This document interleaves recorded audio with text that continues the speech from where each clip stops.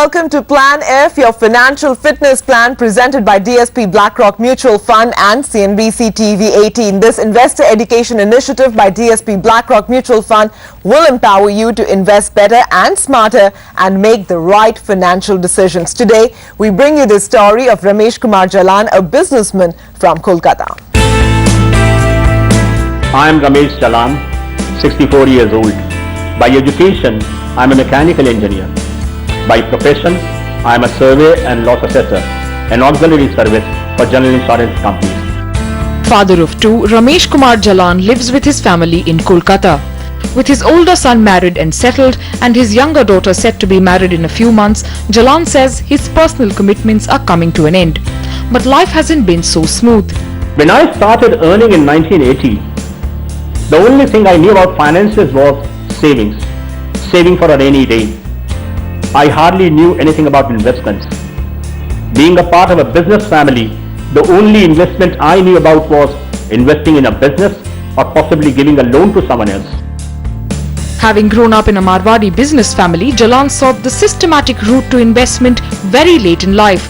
And though he is comfortably invested today with a diverse portfolio, his biggest problem has always been not knowing when to exit an investment at the right moment. I lost money at various stages of life. I made money also, but fortunately I've been able to save enough to take care of my financial commitments in this part of my life. I must tell everyone, learn how to invest, learn how to enter and exit, and learn how to book profit. Well, in a few moments from now, our experts will dissect Mr. Jalan's investment portfolio and take him through his rights and wrongs. But before that, let's go across to Cyrus Brocha, who's going to help us understand Mr. Jalan and his story just that little bit better. Thank you, Sumeet. And now let's meet Mr. Ramesh Jalan and Mr. Ram Jalan in what I call my Poochtaj equipment because I do torture out here. I actually get people here to confess.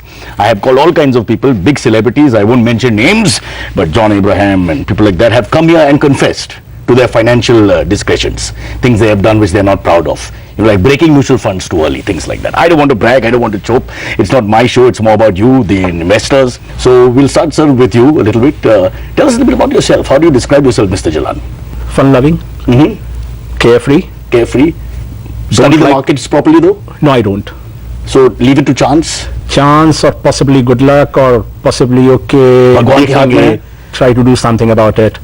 Think about it later. Happy-go-lucky. Happy-go-lucky type. Tell us a little bit about yourself, sir. As Dad said, Yeah. that he leaves it to chance. I hope he leaves it on me for his plannings. Oh. But I'll just ask you a couple of questions because I like to find out more about the people by just, looking into their answers. It's a psychological thing because I'm a psychologist of sorts. I have studied under Dr. Adler.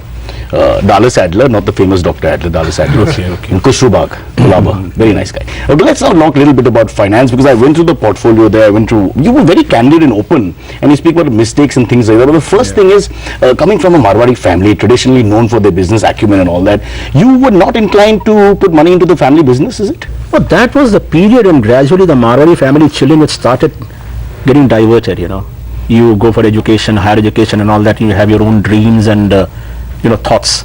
That was the period. Went to the engineering college, had a different outlook altogether.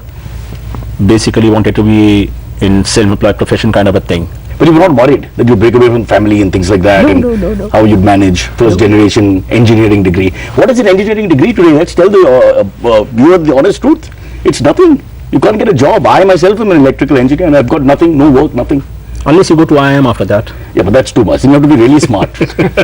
Okay. Did you then in those days, and what are we looking at, 70s here? 70s, 80s? 70s. Were you thinking about your financial future, about investing? Not at all. So what was available then? Thought of investing at that point of time was virtually nothing. Nil, zero. I joined a company. It was ICI at that time. ICI India Limited. I joined that company. Happy-go-lucky. It was a faraway place in Bihar at that time. Bihar? Yeah. Where Mr. Lalu Prasad Yadav will now spend 5 glorious years in one very close to Ranchi, in fact. It was? Not very far from Ranchi. Were you involved in any fodder scam yourself? No, I was not. But did you smell fodder from time to time? No, I was more involved in explosives, in fact. So now, you then suddenly discovered what? Mutual funds? What was the first thing you discovered? Equity. Equity. Start with the equity only. And with did you IPOs possibly at that point of time. And did the IPOs, did you get anything out of it? What was this market like then? Limited, yes. In fact, IPOs at that time were much more attractive propositions for investment because the IPO price was restricted, controlled kind of a price. Okay, and then the thing was listed. You had a big jump in. So very interesting. So you did that, and then move on. Take us through the next step, because you always keep saying that if there's one mistake you made, is that you've not timed your disinvestment at the right time, or time to pull out at the right time. I think lethargy was more dominant kind of a trait.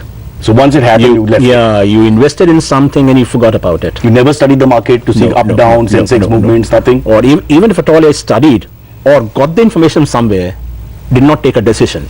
Those were the days of the glorious midday mate, I remember. There are pictures of these pretty girls on page 3 and all that. That could distract people. Then you wouldn't go to page 5, which was the financial section. You stay there itself. Yes, there you go.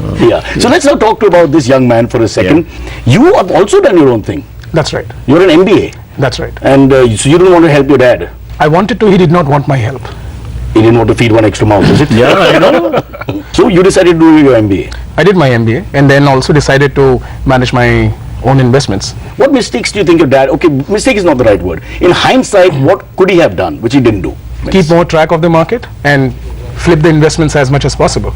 So he was not flexible, basically, is what you're saying. Yes. He stayed with whatever. Like he says, he wasn't really interested. He put it in, shut the bank, and whatever happens, happens. Yeah. This is how I get through my marriage, by the way. What's the connection? I don't want to take it any further. There will be no marriage. We'll leave it right there. So coming back, so then what has changed now in the last few years?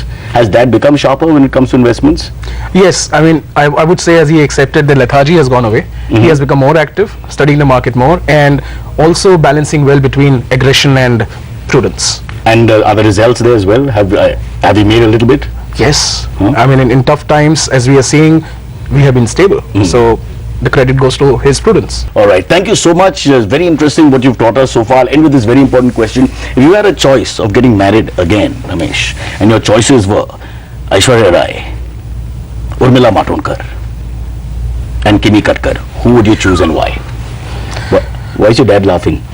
You can't. I'm waiting for his answer. This is not an IPO. Aishwarya. Oh, sweet. We're enjoying ourselves too much here while the markets are dipping left, right and center, especially in Bangladesh where we have no investments at the moment.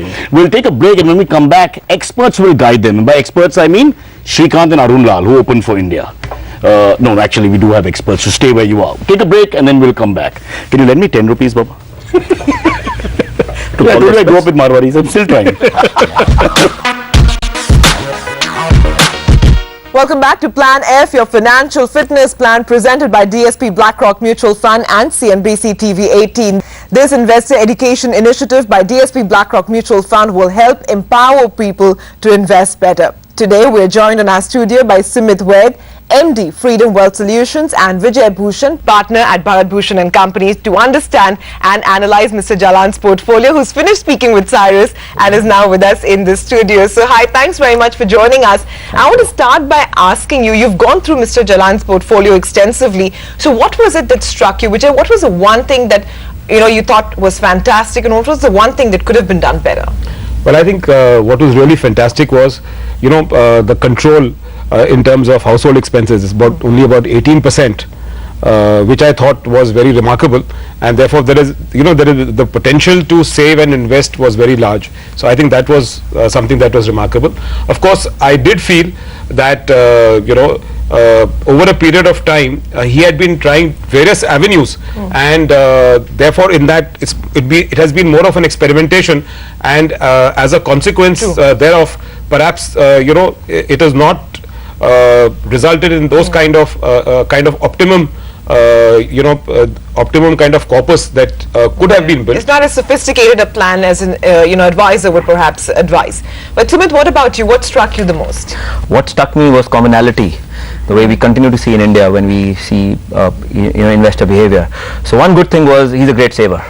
That means he's got income, he's got expenses, he's kept his expenses less than income, so there is a surplus every month. Great saver.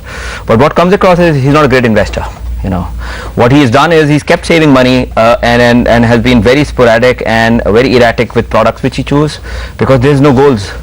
It is a portfolio, it doesn't have a direction. So it's very typical of India. India is a great saving country. We are pathetic I investing know someone country. said once that, wealth cannot be earned, it must be saved. But I guess in times of, high inflation like this, it's not just what is saved, but also how it is invested. Sumeet, I want to ask you, you mentioned that there were a lack of goals in the portfolio, and which is why there was no sort of a specific direction to the portfolio. How much does that worry you, and how can Mr. Jalan now improve on it? What goals do is they give direction to your portfolio. For example, a typical family needs to think about emergencies, plan for it, needs to think about risk of that particular family, plan for it, and then articulate various goals. The goals could be education, marriage, retirement, blah blah. But those are the important things within which financial products should fit in. But do you think, Vijay, that there's a marked difference between investing sporadically like we've been talking and investing with a clear goal? So how can Mr. Jalan now change the things in his portfolio to include goals, and thereby what are the changes that you would suggest for him? No, basically I think in his entire portfolio there are certain things which he's done and which I think he should continue. For example, the investment that he's made in house property. Then some of the things like life insurance, his health insurance, the ULIP, the investment into gold and silver. At some point there's too much emphasis on insurance? Perhaps he could have taken a term plan, used that money elsewhere? Well, I think his insurance is not very high. I just looked at it. His total, if you put all these three together, ULIP insurance as well as the health insurance and life insurance, it works out to about 5,000 rupees a month. What I think is really you've got to make out a plan. Of course, he has told us that there is the marriage of his daughter which is coming up, and a certain corpus needs to be set aside. So that is the other thing. As Sumeet has been saying, it becomes an immediate goal. Yeah. And so say about 15 lakhs is to be earmarked towards that. So I think once you do that, then what you're left with is what you have the option to invest. Basically, once you make out a plan, and that plan in any case has to be reviewed. The immediate goal is there, and I think the next goal, from what I can see, would be a comfortable retirement. Yeah, that's true. I'm going to get to retirement in a bit, but Mr. Jalan, you had a question also that was worrying you about investments. Go ahead. Yeah, the main thing is it's easy to invest, but it's difficult to decide whether to remain there or to come out of it or deploy the money somewhere else. We were going through your risk profiling and it came across that you're very comfortable with taking high risk, and that's evident because there's a lot of equity in your portfolio. You've gone into direct stocks, you've gone into equity mutual funds and all, but most of the time when you've gone into this, there is no goal attached, which is not able to tell you when to exit. So you're basically getting into this to get the highest return possible, not even high, the highest return. And the highest return is some kind of a utopian concept which doesn't exist. It's your greed talking, and when greed talks, you really keep waiting for the real return to happen. So the best way to decide about exiting is link your goals, and as your goals come nearby, move on from riskier asset into risk-free kind of an asset and exit. So that'll be our strategy.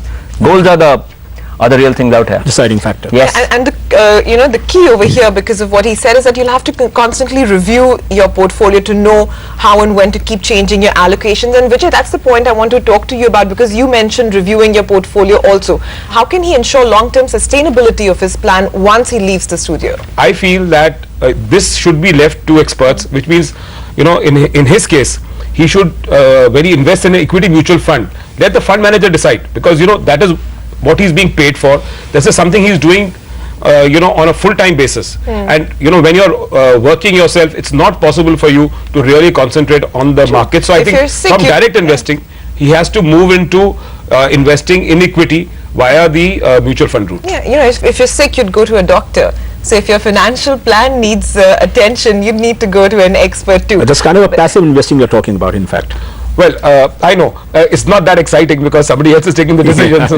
Is there anything that can be simplified in the plan so that it's better or easier for him to manage? We've been talking about active and passive investment. So in this case of Jalan Saab, when we say active investment, both me and Vijay are clearly articulating that buying stocks themselves. So what we are suggesting is for somebody like Jalan Saab, though there is a lot of kick in buying stocks because it gives you a high, but usually we have seen that doesn't really work over a long period of time. So what we are advising is choose mutual funds. Mutual funds is a route where there's an expert fund manager which helps you choose stocks, and you then choose good fund managers. And within mutual funds, instead of taking a lump sum investment, either take a systematic transfer plan whereby you invest some money in liquid fund, from there it goes on a continuous basis at a regular interval into equity, or have a systematic investment plan. Yeah, but how do you decide which fund, Vijay, just to wrap up this discussion, for someone like him, perhaps just go with an index fund or, go for an actively managed fund? What would you suggest? See, I would just suggest that first you just make out an allocation in terms of debt and equity. And I thought in his case, a 40% equity and a 60% debt would at the moment be an ideal solution. And to add what Sumeet said, out of that debt portion, there could be an SIP which could be roughly about 10% of the money could be in a liquid fund, from where an STP, which is a systematic transfer plan, puts say about 20,000 rupees a month in two separate plans in that. So I think basically with that, and after a year he'd have it's always good to review how your your portfolio is done. Even among equity funds, I would say about 80% into those funds which go in for large cap, and 20% into mid cap and small cap. On the debt side, I think the other important thing is we have actually, apart from liquid funds, an option in debt either to go in for short term funds, which normally you have about 3 to 6 months, the lock-in is 3 to 6 months, and then you go in for either a dynamic bond fund where the fund manager changes the duration and takes the duration call himself, or you go in for income funds which normally invest in long dated securities. So I think a mix in that will really help. All right, thanks so much for that. There's a lot of learning and a lot of takeaways from this. But what we'll do now is take a quick break, come back in a bit. On the other side of the break, we have a report card from Mr. Jalan, so do stay tuned for that.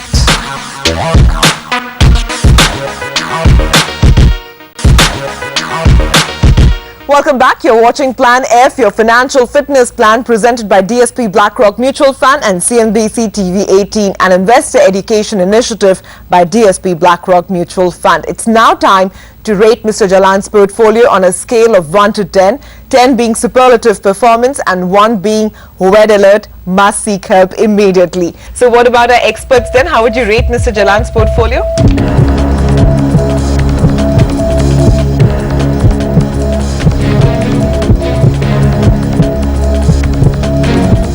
So do we have a decision then? What's the verdict on Mr. Jalan's portfolio? What about you?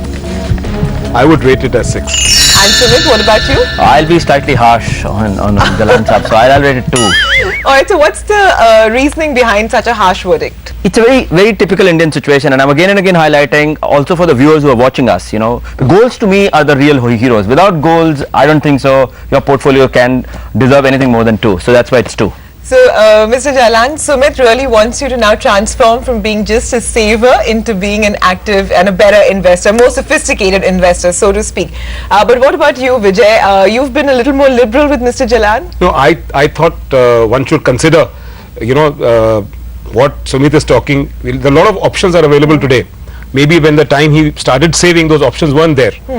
Number one. Number two, if you look at his investment, he has put in a, made that investment in house property, which I think was essential, and would also give him an option with a reverse mortgage possibility today to earn a regular income in subsequent years. So I think that's been a good decision, and it's a fairly large part of his portfolio, more than a 50% portfolio, and he has gone in for health insurance as well as term insurance. So I think on that basis I thought that was correct.